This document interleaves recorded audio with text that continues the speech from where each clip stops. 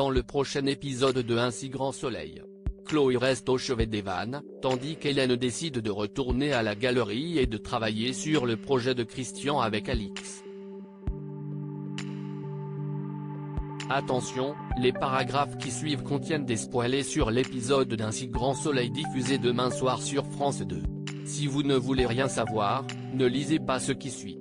Mercredi 31 mai 2023 dans Un si grand soleil. Hélène retourne travailler à la galerie. Hélène se promène sur la plage et se remémore sa relation avec Christian.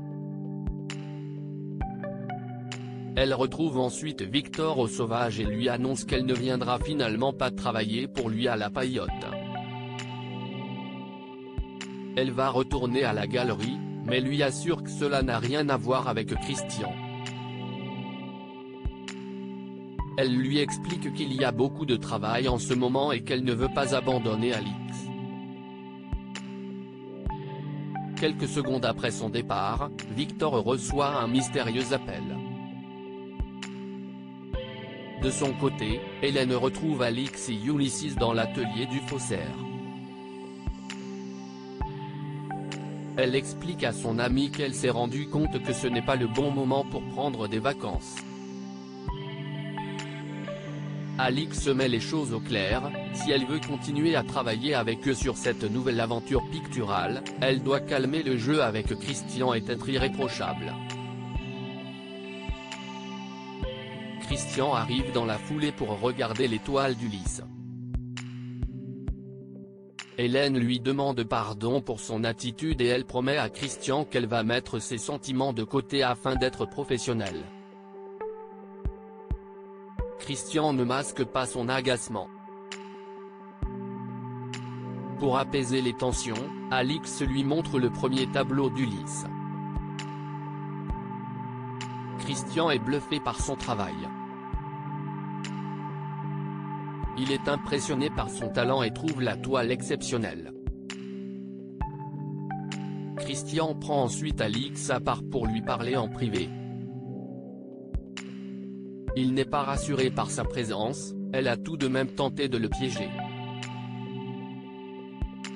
Alix lui explique alors qu'Hélène a compris son erreur. Mais Christian n'a plus confiance en Hélène. Heureusement qu'Ulysse est talentueux, sinon il aurait déjà laissé tomber. Christian lui remet ensuite une partie de la somme. Elle aura le reste au moment de la conclusion de la vente. Alix partage l'argent avec Ulysse et Hélène. Cette dernière est gênée car elle estime n'avoir rien fait pour le gagner. Hélène se laisse finalement convaincre et accepte l'argent. Elle se rend ensuite en forêt pour s'exercer au tir. Elle a visiblement joué un jeu devant Christian. De son côté, Ulysse se rend à la colloque. Il est venu proposer à Bilal de partir en Australie avec lui. Bilal est gêné, le voyage est coûteux et il n'a pas les moyens.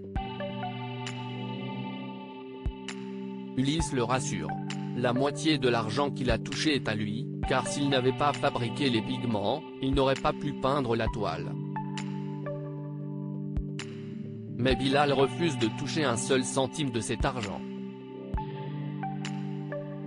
Leur conversation est interrompue par l'arrivée d'Élise. Ulysse lui parle de leur projet de voyage en Australie, mais la jeune femme est surprise, car un tel voyage coûte très cher. Le jeune peintre lui raconte alors qu'il a vendu de nombreuses toiles ces derniers temps. Mais Bilal craint que son ami ait tout compris.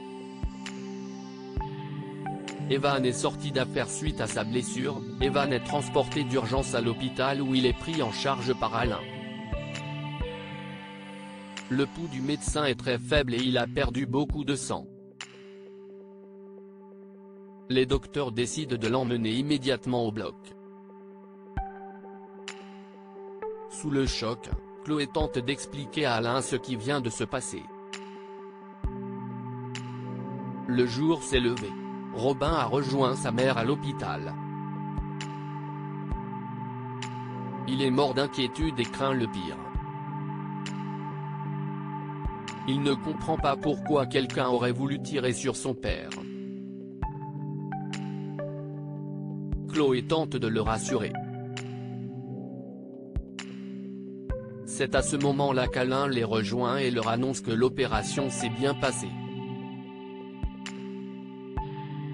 Ils ont pu retirer la balle de l'épaule d'Evan, et stopper l'hémorragie. Alain avait peur que le poumon soit touché, mais, par chance, ce n'était pas le cas. Evan est hors de danger. Mais Alain a décidé de le placer dans un coma artificiel pour éviter qu'il souffre. Il le réveillera dans quelques heures. Chloé et Robin sont soulagés et se jettent dans les bras l'un de l'autre. Dans la foulée, l'adolescent reçoit un appel de ses camarades de classe, qui voulaient prendre des nouvelles et lui apporter leur soutien. Robin est touché et les rassure. Au commissariat, Becker fait le point avec Élise et Hakim au sujet de l'enquête. Les deux policiers doivent interroger Chloé Cresson. Elle était trop choquée la veille pour répondre à leurs questions. Deux témoins ont confirmé avoir vu Evan se jeter sur sa femme au moment du coup de feu pour la protéger. Malheureusement, ils n'ont aucune information sur le tireur, et la voiture dans laquelle il se trouvait.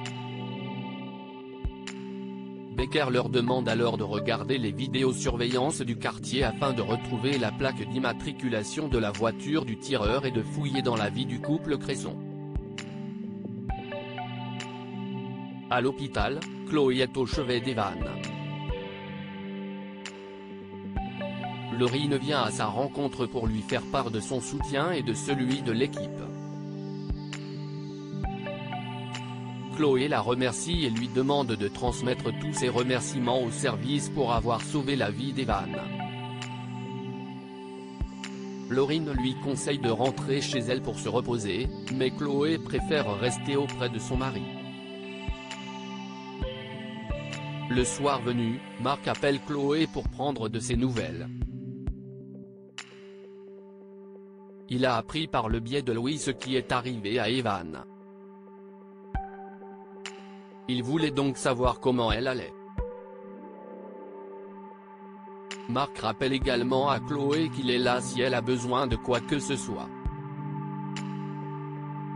Claire interrompt cette discussion pour prévenir Chloé que son mari est sorti du coma, et qu'elle peut aller le voir. Cette dernière raccroche précipitamment, puis rejoint Evan dans sa chambre. Le médecin se souvient de tout ce qui s'est passé. Chloé lui rappelle qu'il lui a sauvé la vie. Evan avoue à sa femme qu'il a eu peur de la perdre. Un sentiment réciproque. Evan dit à sa femme qu'il l'aime.